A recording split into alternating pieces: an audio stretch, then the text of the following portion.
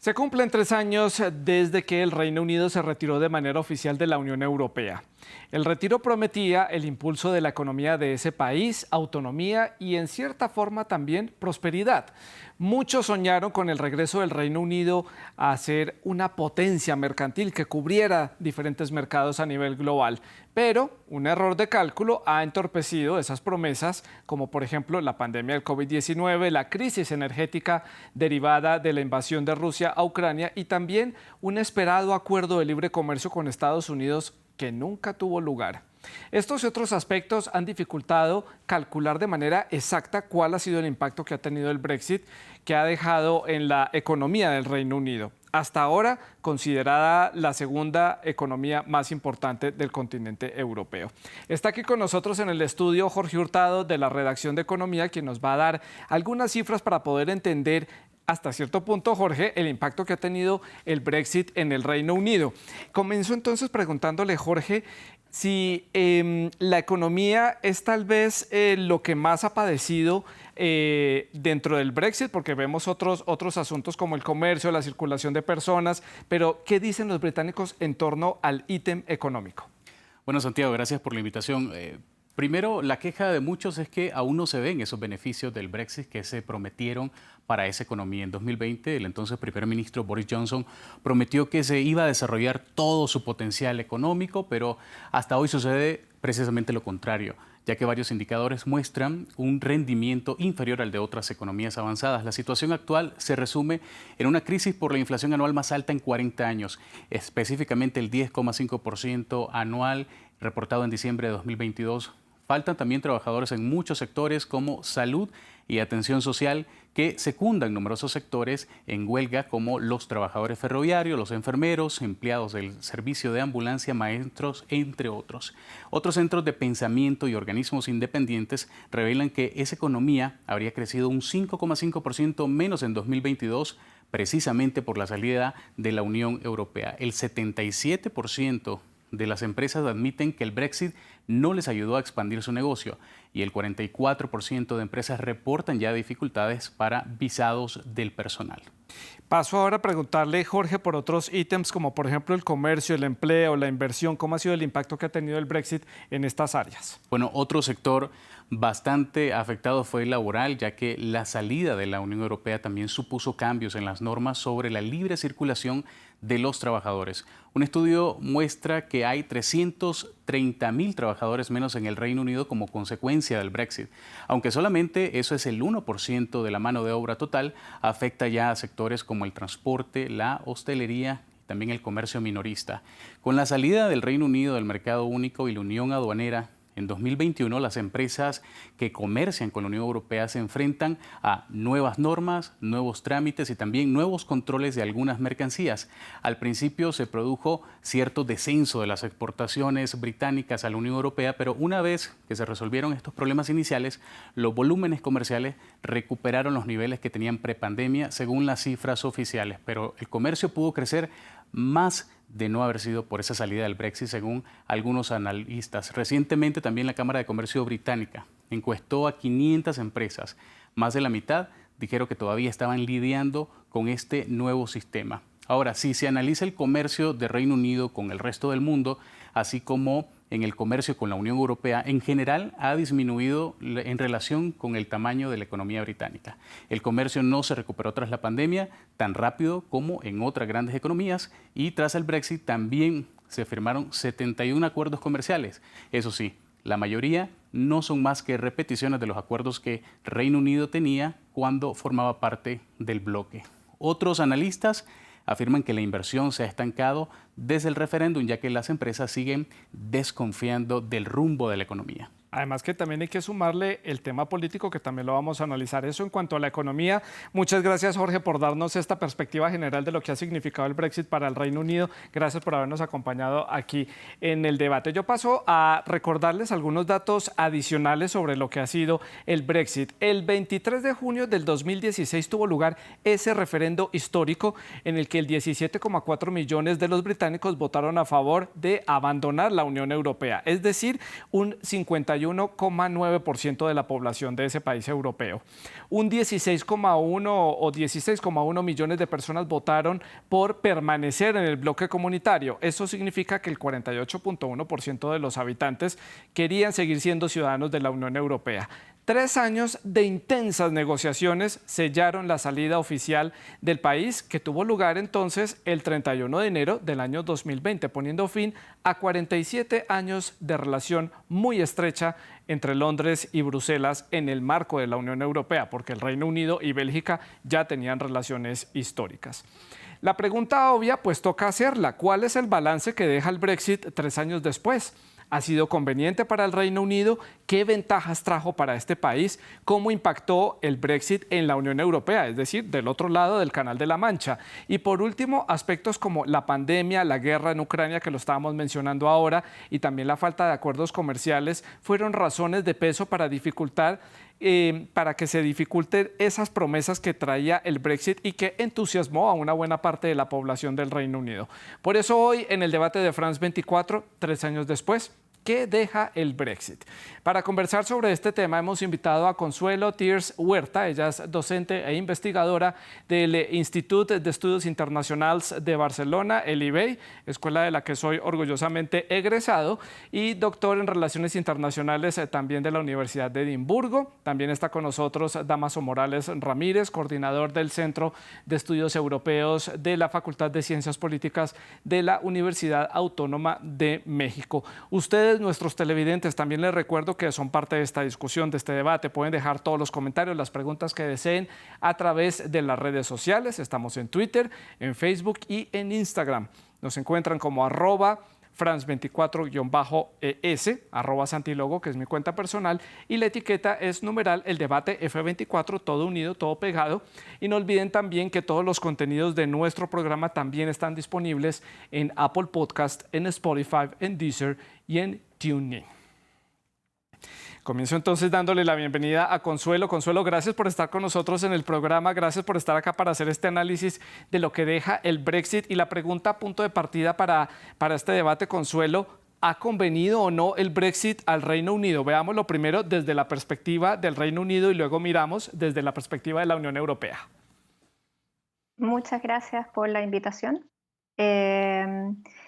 De la perspectiva del Reino Unido, yo creo que, como lo decía Jorge en la introducción, la verdad es que las grandes promesas que se hicieron, muchas de esas no se han logrado cumplir. Una de las promesas importantes que hacía el Brexit era la idea de ganar nuevamente control de las fronteras, pero también control, por ejemplo, de con quién o qué tipo de pactos comerciales se iban a tener. Ahora, fue Brexit y también, como lo comentaba Jorge, es difícil poder diferenciar entre las dificultades que tenemos por Brexit y las dificultades que se dan por pandemia y las que se dan por la guerra.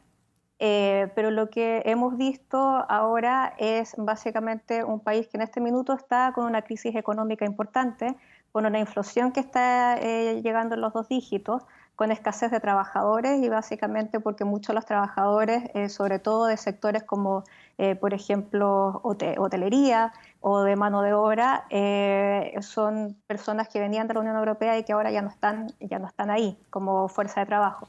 También existen ahora un montón de problemas en el NHS, en el servicio de salud, con bastantes huelgas, etcétera. Entonces, la promesa de que iba a venir con muchos beneficios para el Reino Unido, hasta ahora al menos no se ha visto. Sí. Y paso a preguntarle a Dámaso, también comienzo dándole la bienvenida. Bienvenido al programa, Dámaso, un gusto tenerlo con nosotros. Y la misma pregunta, ¿ha convenido o no el Brexit? ¿Cuál es su análisis?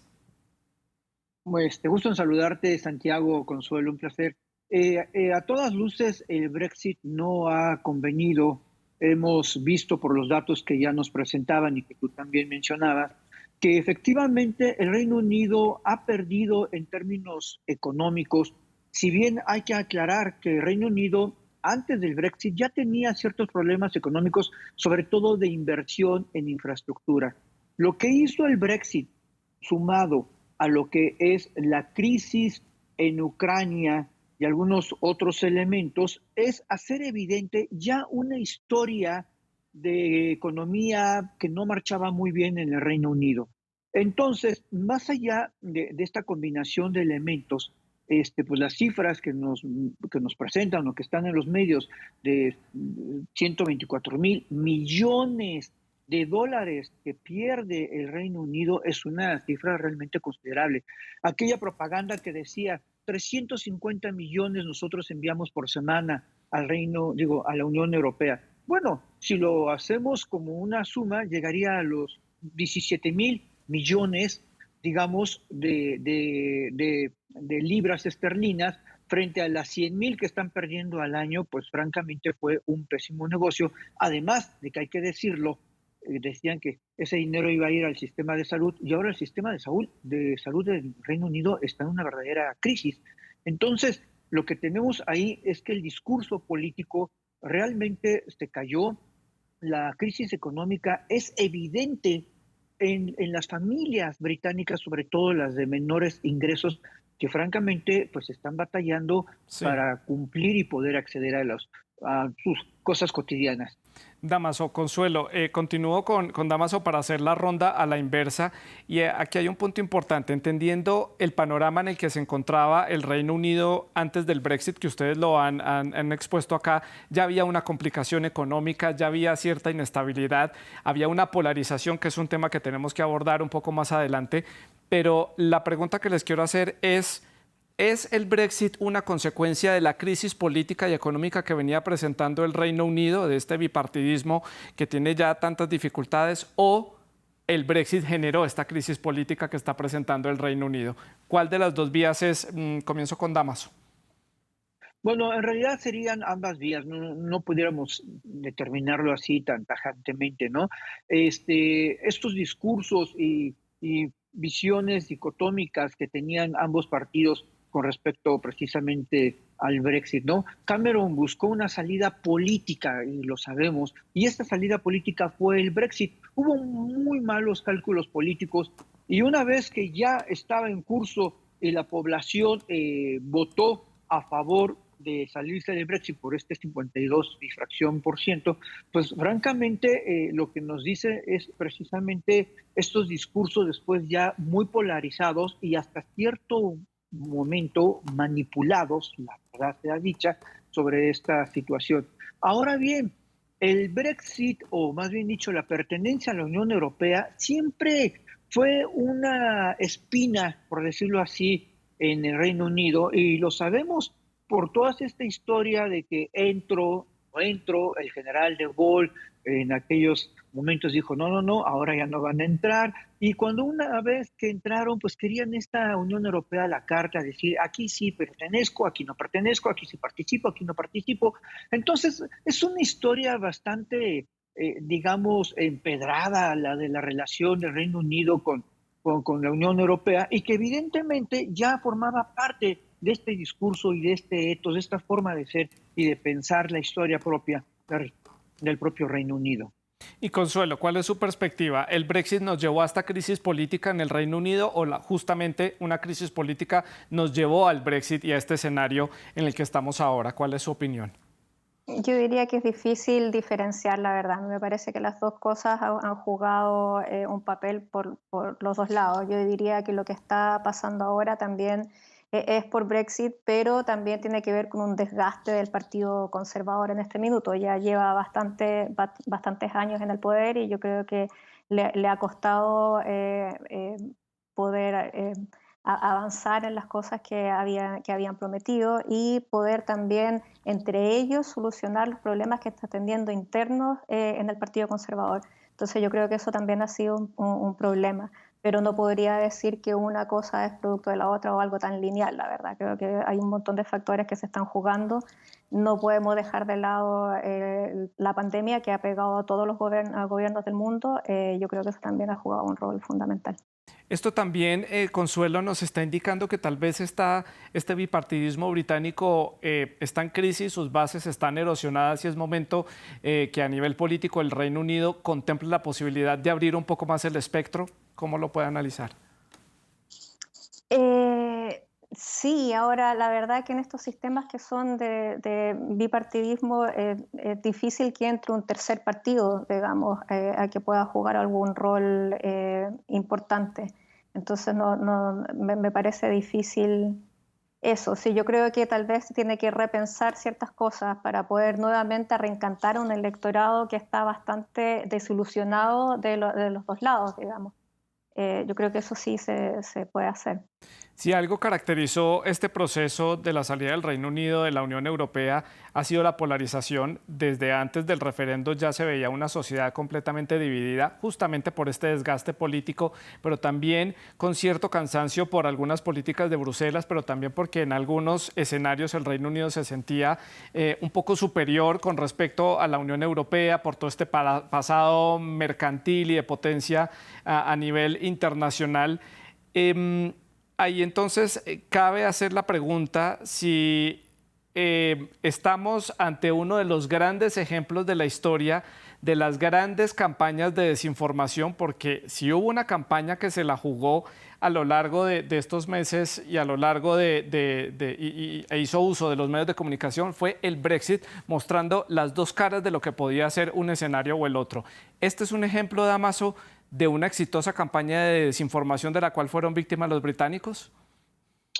Sin lugar a dudas, ambas partes utilizaron todos sus argumentos y estrategias políticas y de comunicación, pero esta idea del típico autobús con esta leyenda de que estamos enviando 350 millones a la semana a la Unión Europea y queremos invertirlos en el sistema de salud, nos recuerda aquella frases de Margaret Thatcher donde decía, queremos que nos devuelvan nuestro dinero. Entonces, hay reminiscencias, hay discursos que venden muy bien y que evidentemente hay que decirlo, insisto, que si Reino Unido ya tenía problemas económicos, pero por el mal manejo de la clase política. Para la clase política, no solamente del Reino Unido, sino de otras capitales europeas, es más fácil culpar a Bruselas de los males que están sucediendo al interior que reconocer su propia culpa o parte de su propia culpa. En este sentido, sin lugar a dudas, el uso de los medios, la desinformación que se dio,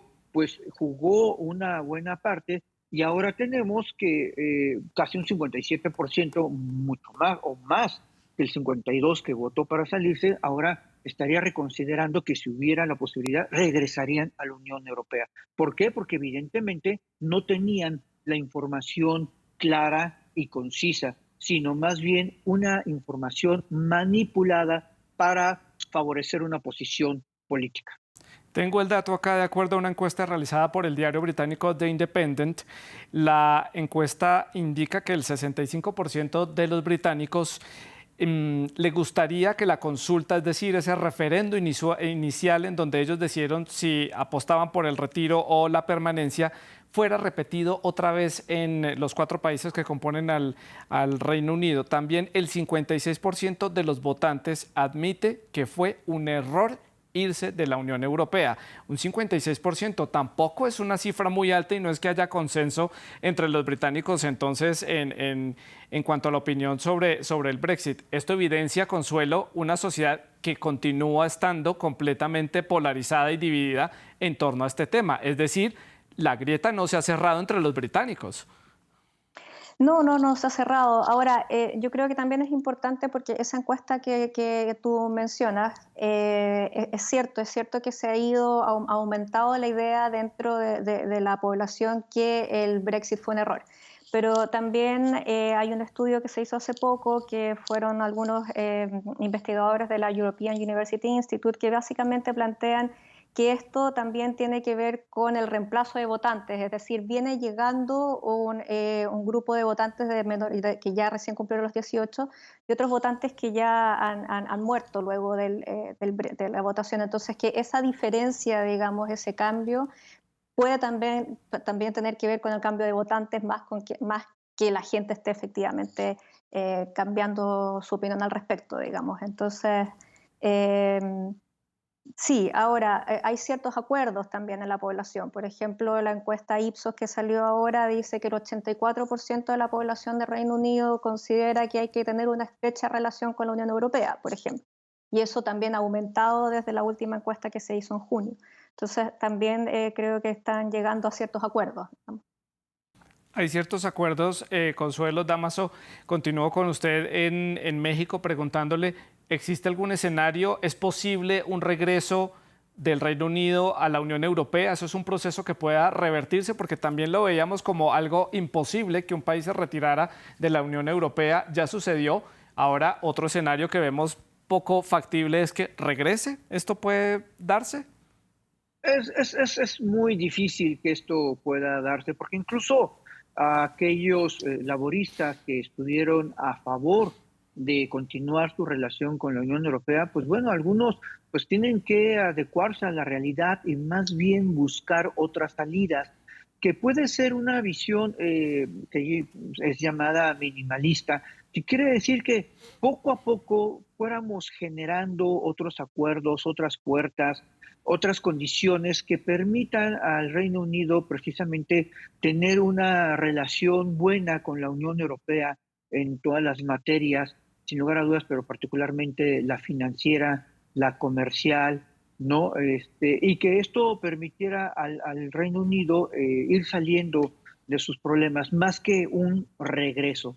Pero para Sí. esto, pues se necesita pues una gran, digamos, compromiso político, y yo pienso que ahí es uno de los talones de Aquiles, que no se ve que haya un compromiso político de la clase política, porque no quieren ahorita poner en riesgo, digamos, su propia posición política. Y como hay elecciones en menos de 2 años, yo creo que de aquí a 2 años no vamos a ver muchos avances.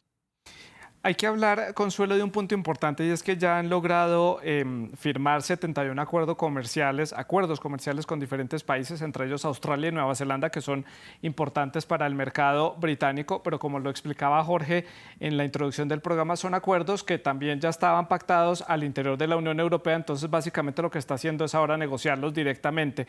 Pero hay un acuerdo en particular que no ha tenido lugar y que era la gran esperanza del gobierno británico y es el acuerdo de libre comercio con Estados Unidos.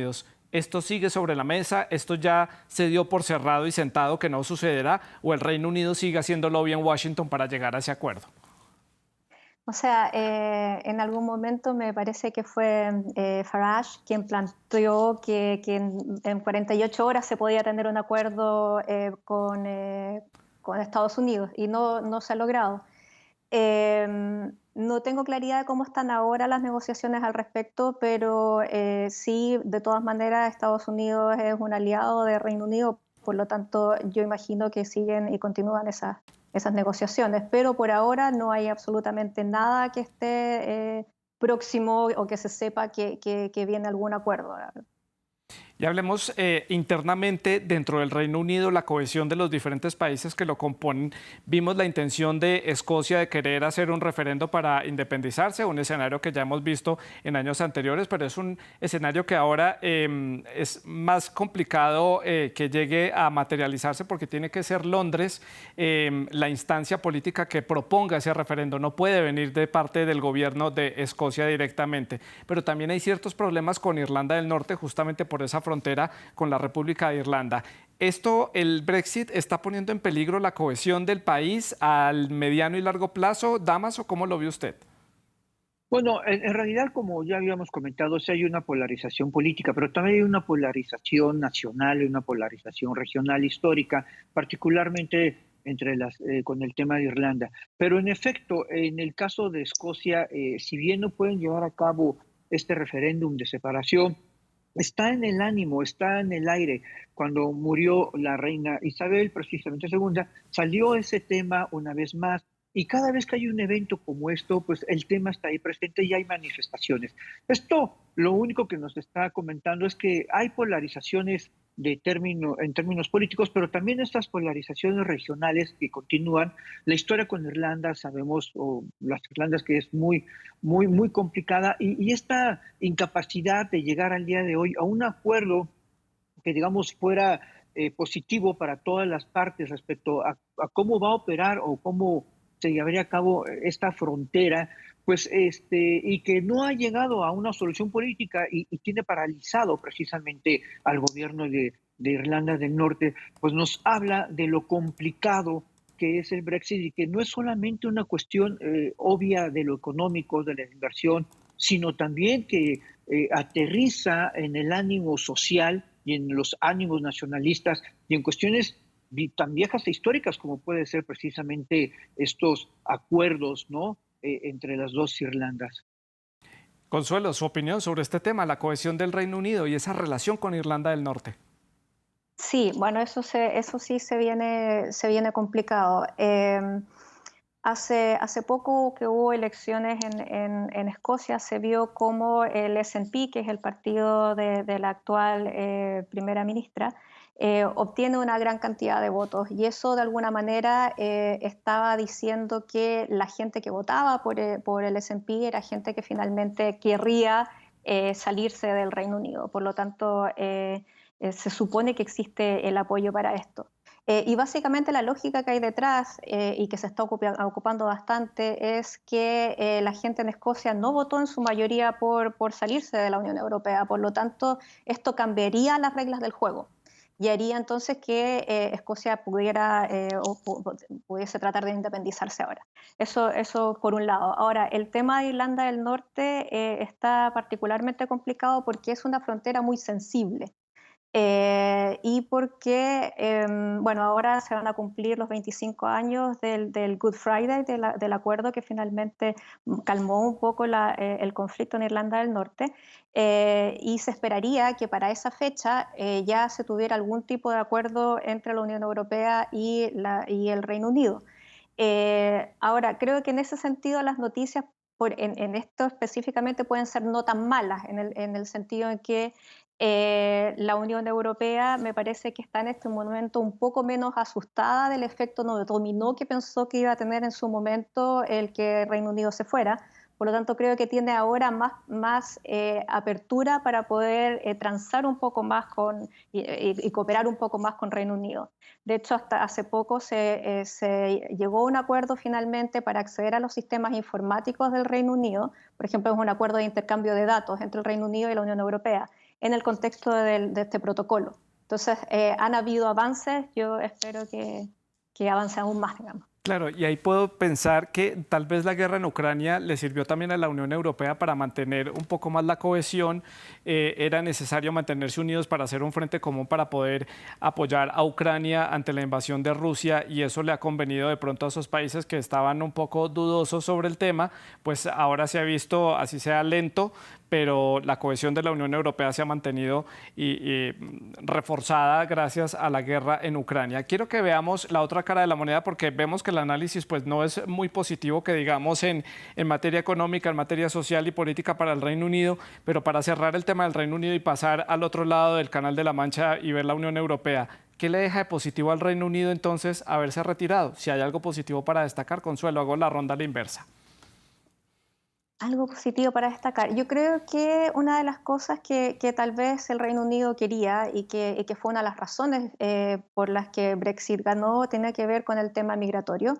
Y Reino Unido finalmente ha logrado tener este sistema de puntos y que ha hecho que entre una cantidad de migrantes que son los migrantes que ellos quieren que ingresen y que son de repente altamente calificados y que esos sí están obteniendo visas. Entonces puede ser que eso sea algo positivo desde la perspectiva de Reino Unido, digamos. Y para Dámaso, su perspectiva, ¿qué hay de positivo de todo esto? Bueno, uno de los argumentos también que presentó el Reino Unido fue esta capacidad de soberanía sobre sus leyes, ¿no? Sobre su sistema judicial y que veía minimizado por la Corte de Justicia de la Unión Europea. Y esto, pues, para, digamos, un amplio público del Reino Unido, es positivo que efectivamente hayan podido recuperar esta soberanía, digamos, judicial, jurídica, de instituciones que debemos decirlo, pues tienen una larga historia, ¿no? De avances jurídicos importantes. Pasamos ahora al otro lado del Canal de la Mancha, pasemos a Bruselas. ¿Esto qué ha representado para la Unión Europea, para este bloque, estos 3 años de Brexit y este tire y afloje con Londres por llegar a algunos acuerdos? Ya hay un marco más o menos bien establecido, pero costó muchísimo establecer una relación fluida entre las partes. Consuelo, su balance. Yo creo que un poco como comentaba anteriormente, la Unión Europea está bastante hostil, por decirlo de alguna manera, en un principio, básicamente porque temía que si se iba a Reino Unido, entonces otros países también se iban a empezar a ir. Y yo creo que ahora existe mayor tranquilidad, básicamente porque la gente en la Unión Europea está viendo que las cosas no le están funcionando al Reino Unido, entonces eso está calmando un poco las aguas. Yo creo que también la Unión Europea está bastante reticente a la idea que finalmente Reino Unido solamente escogiera las cosas que ellos querían, que era, por ejemplo, libre comercio, pero no libre circulación de personas. Pero me parece que ahora, por lo que tú decías también, por el tema de la guerra, porque se ha visto que es necesario igualmente mantener cooperación, porque finalmente igual Reino Unido sigue siendo vecino de Europa, del continente, digamos. Entonces la cooperación va a tener que seguir y yo creo que la Unión Europea ahora está más dispuesta que antes a avanzar en una cooperación con Reino Unido. El tema no está tan caliente en este momento, creo. Damaso, su perspectiva. Sí, sin lugar a dudas, las circunstancias de coyuntura, que la guerra en Ucrania modificó de manera importante el terreno de las relaciones entre la Unión Europea y el Reino Unido. Particularmente, por supuesto, en materia de seguridad, si bien siempre se mantuvo esta cooperación, digamos, de seguridad militar, pero esto de poder dar nuestros datos o acceso a nuestros datos son temas muy sensibles y el hecho que se haya avanzado ahí significa una buena voluntad. El Reino Unido tiene sus propias problemáticas y lo que menos le conviene es tener un flanco áspero precisamente con la Unión Europea. Y la Unión Europea, pues sin para dudas, la guerra en Ucrania, lo que menos le conviene es tener también esta relación áspera con el Reino Unido. Ambas partes han comprendido que la cooperación es el mejor camino y seguramente podríamos ver avances. Claro, todavía está la cuestión de pesca, la cuestión de las Irlandas, en fin, algunos temas ahí un poco sensibles, pero que sin lugar a Sí. dudas ahora se pudiera avanzar de manera más clara. Ya me quedan un par de minutos para finalizar el programa. Llegamos al bloque de las conclusiones. Comienzo con Consuelo. ¿Qué puede venir para esta relación? Ya llevamos 3 años desde el retiro del Reino Unido, pero ¿qué más puede venir para estas dos partes en el mismo continente? ¿Qué sigue para esa relación entre Londres y Bruselas para la conclusión del programa? Mira, yo creo que ahora ya viene el momento de pensar en cómo se va a cooperar a futuro, cómo se va a profundizar, por ejemplo, en los acuerdos de cooperación comercial, cómo se van a recuperar las confianzas. Yo creo que eso es fundamental para empezar a avanzar. En acuerdos de repente tal vez más simples, cómo simplificar los controles de las fronteras, por ejemplo, cómo mejorar el sistema de visas, etcétera.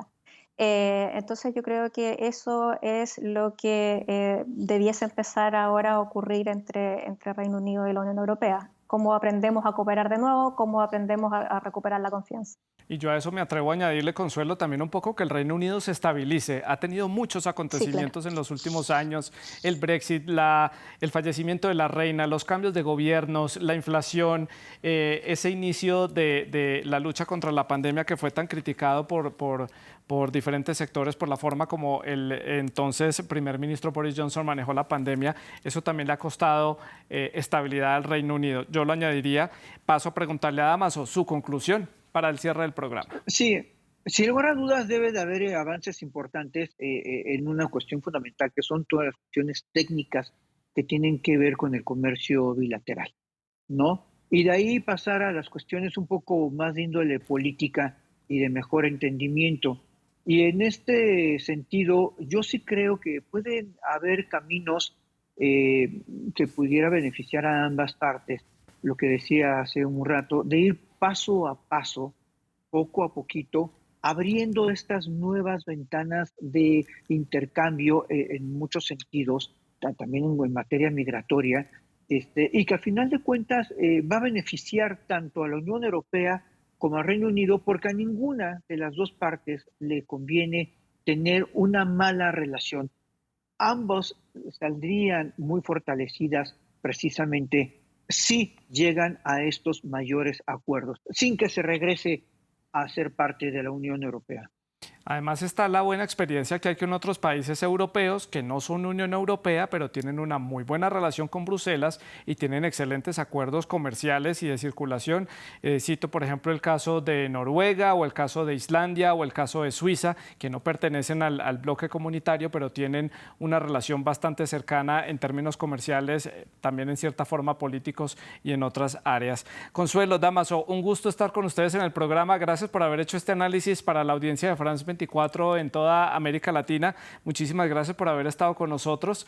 En nombre del equipo técnico también a ustedes les agradecemos la sintonía. La producción del programa estuvo a cargo de Laura Garzón y la producción de invitados estuvo a cargo de Tania Herrera. Muchísimas gracias y pueden seguir dejando todos sus comentarios y preguntas a través de las redes sociales. Sigan con nosotros.